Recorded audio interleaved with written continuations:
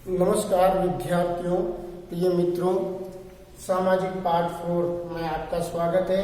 पाठ 1 की चर्चा कर रहे थे, स्वर्णिम भारत प्रारंभ से 1206 ईस्वी तक।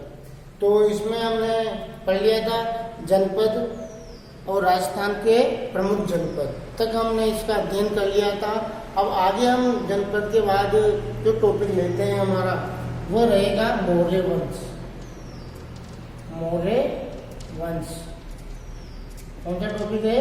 मौर्य वंश। तो हम मौर्य वंश में बात करने से पहले मौर्य वंश ने कहाँ शासन किया था, इसकी शुरुआत कैसे होती है, इसके बारे में हम चर्चा कर लेते हैं। तो मौर्य वंश से पहले हम मगध पे चलते हैं। मगध हमने पढ़ा था एक महाजनपद था जो सबसे शक्तिशाली था। तो मगध जो राज्य था, मगध राज्य का विकास हर्यक वंश, एक वंश है जिसका नाम है हर्यक वंश ने किया। किसने किया? हर्यक वंश। कहने का मतलब है मगध राज्य या मगध साम्राज्य की स्थापना किसने की थी? हर्यक वंश ने की थी। यानी यहाँ पे जो प्रथम राजा हुए वो हर्यक वंश से संबंधित थे। तो कह सकते हैं हर्यक वंश ने ही मगध की स्थापना यानी मगध साम्राज्य की स्थापना की थी। फिर हर्यक वंश के बाद यहाँ जो दूसरा शासक आया यानी दूसरे वंश के शासक आए, उनका नाम है शिशुनाग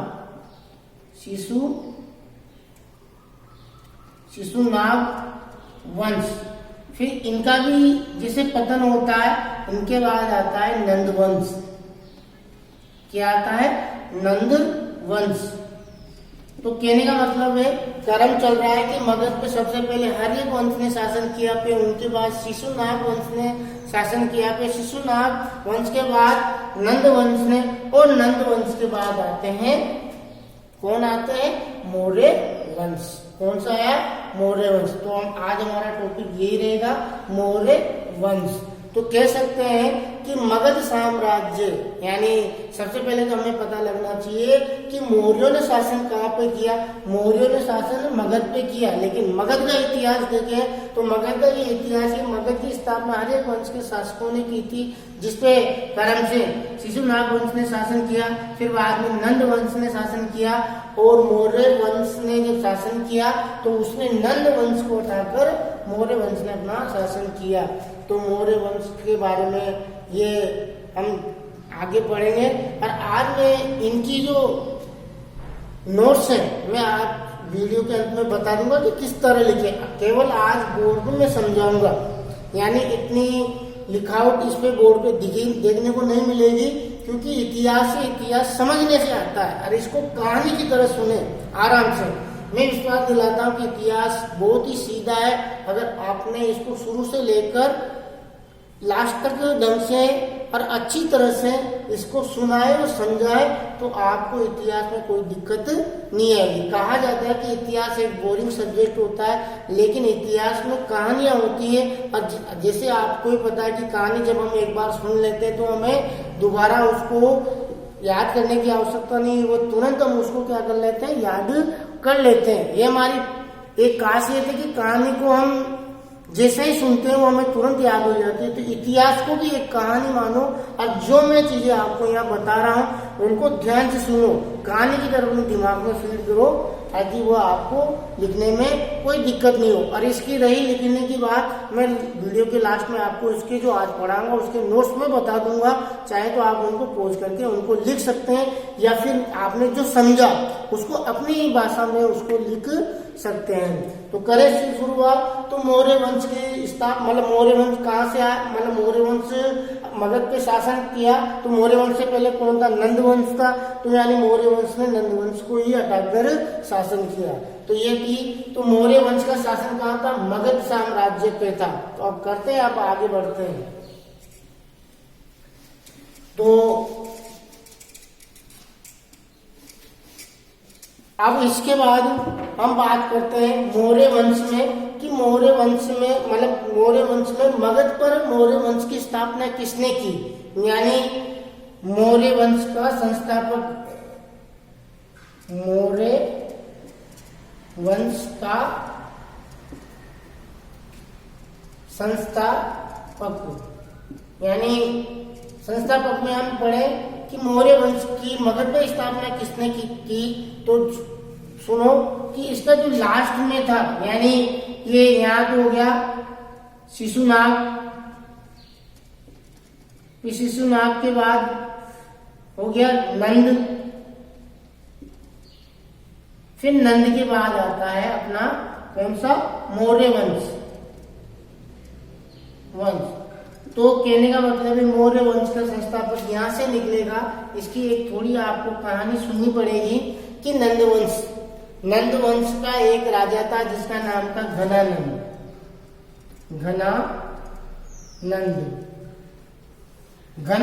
नंद वंश का अंतिम शासक था। वो जैसे ही मगध पे शासन कर रहा था, किस पे शासन कर रहा था? मगध पे जैसे ही वो शासन कर रहा था तो उस समय एक व्यक्ति था जो यहाँ लिखता हूं, वो यूनान शासक सिकंदर। क्या था वो? यूनान शासक सिकंदर। नाम सुना होगा आपने सिकंदर का, सिकंदर महान। तो जब मगध पे घनानंद का शासन था, ये बात है लगभग 326 ईस्वी की। सब नोट में मिल जाएगी आपको, लेकिन आपको ढंग से समझना है इसको। मगध पर किसका शासन था? 326 में घनानंद का। अब घनानंद शासक मतलब राज सिंहासन पे बैठा हुआ था। उसी के समय यानी वही 326 के समय यूनान शासक कौन था? सिकंदर था। उसने भारत पर आक्रमण किया, आक्रमण की योजना बनाई, यानी किया नहीं, योजना बनाई। किसने बनाई? सिकंदर ने। और शासक कौन था जब मगध का? घनानंद।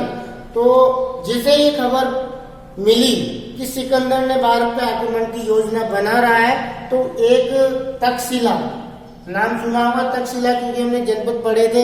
जनपद में तक्षशिला किसी एक महाजनपद की एक राजधानी थी, यह तक्षशिला में एक विद्यालय था। क्या था? विद्यालय। आज भी एक तक्षशिला नाम का विद्यालय, तक्षशिला विद्यालय था। वहां पर एक आचार्य थे, यानी वहां पर पहले क्या अध्यापक को आचार्य कहा करते थे, यानी जो भी पढ़ाई वगैरह होती थी संस्कृत में होती थी। तो क्या थे वहां पे? आचार्य। और उन आचार्य का नाम था, जो आपने सुना होगा, चाणक्य, आचार्य चाणक्य। तो देखो घटना इधर की है। मगध पे शासन किसका है? घनानंद का है। समय की बात करें 300 ईसा पूर्व है।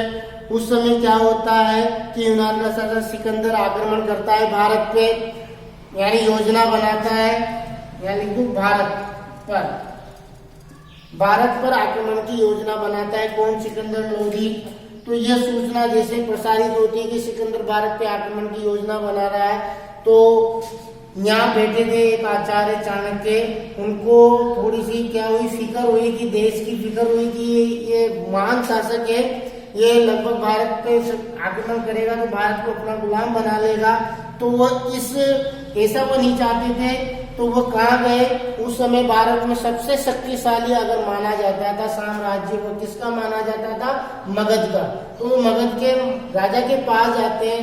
कौन गए मगध के राजा के पास? चाणक्य। और उस समय मगध पर कौन शासन कर रहा था?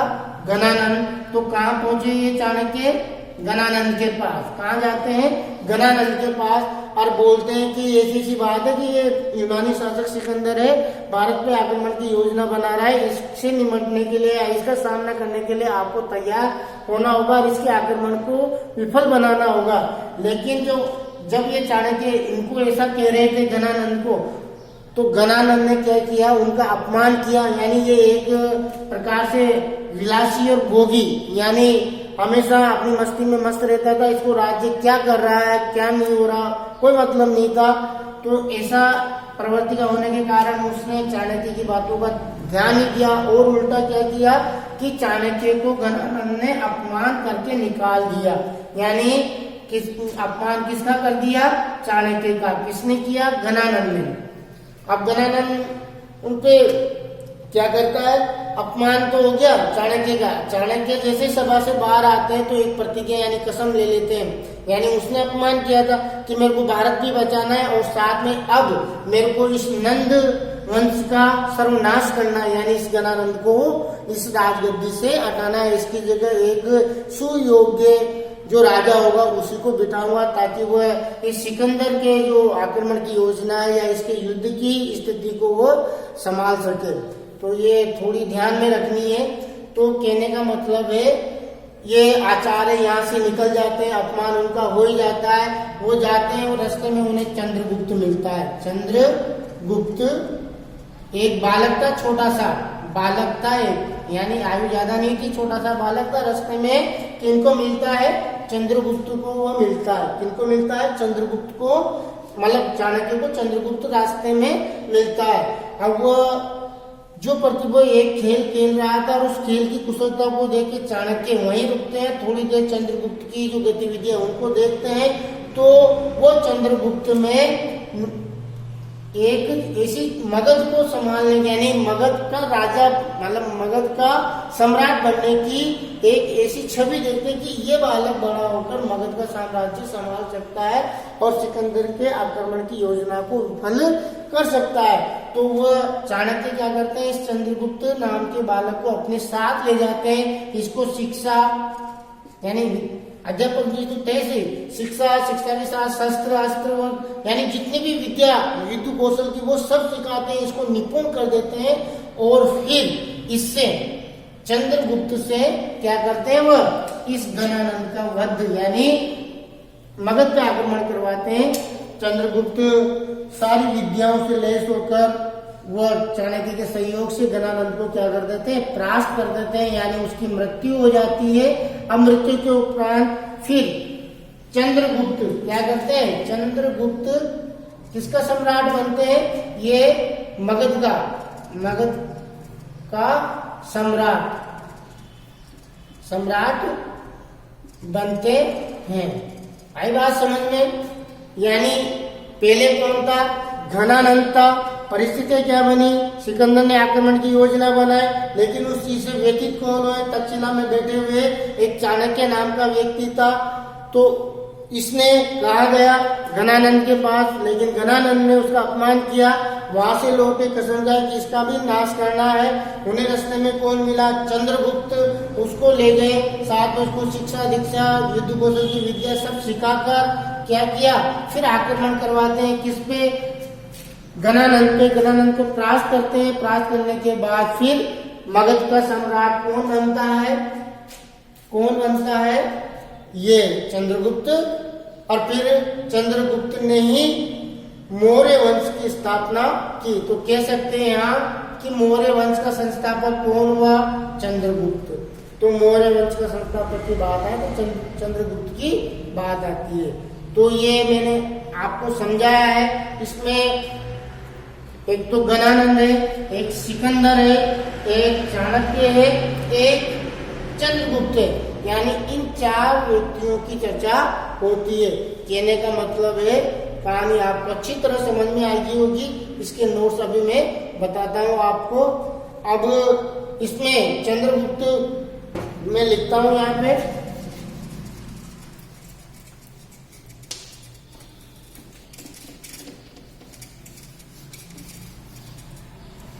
देखो ढंग से समझना है, समझने के बाद आपको आ जाएगा। अब इसकी मौर्य वंश का संस्थापक कौन था बताओ, अभी बताया, कहानी समझी। चंद्रगुप्त कौन था, चंद्रगुप्त ने किसके सहयोग से, चाणक्य। और पता ही कहाँ थे ये, तक्षशिला में। चंद्रगुप्त ने चाणक्य के सहयोग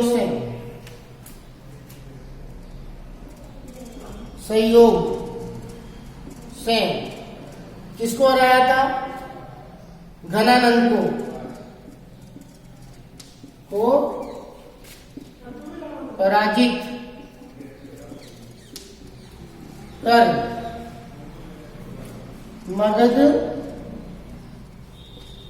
मगध पर मौर्य वंश की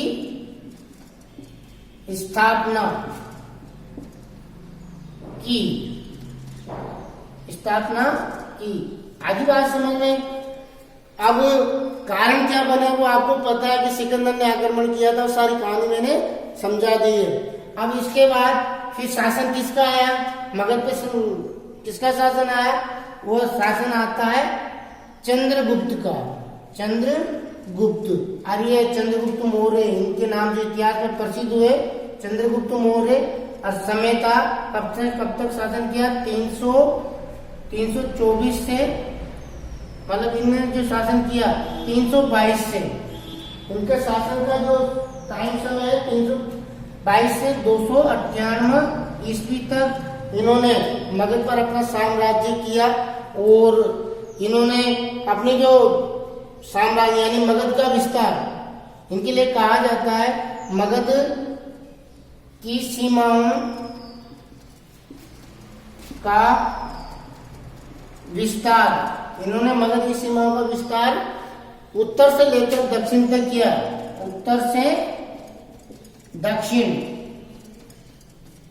तक, यानी कहने का मतलब है जब ये राजा बने तो इन्होंने मगध की सीमाओं को इतना विस्तार किया कि ये उत्तर से कहां तक ले गए, मगध साम्राज्य को दक्षिण तक ले गए। और कहा जाता है ये पहला शासक था चंद्रगुप्त मौर्य जिसने एक अखंड भारत का निर्माण किया था। अखंड भारत का निर्माण क्या उन्होंने अखंड भारत का निर्माण किया। चंद्रगुप्त की ये विशेषता है, उन्होंने क्या किया, अखंड भारत का निर्माण किया।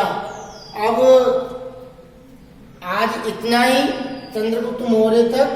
कल आगे फिर पढ़ेंगे कि इनके शासन काल में सेल्यूकस निकटर, फिर उनका राजदूत आया मेगानेस्टिक, फिर चाणक्य, इनके बारे में कुछ और ज्यादा विशेष अलग टॉपिक बना के पढ़ेंगे। आज के लिए इतना ही, धन्यवाद।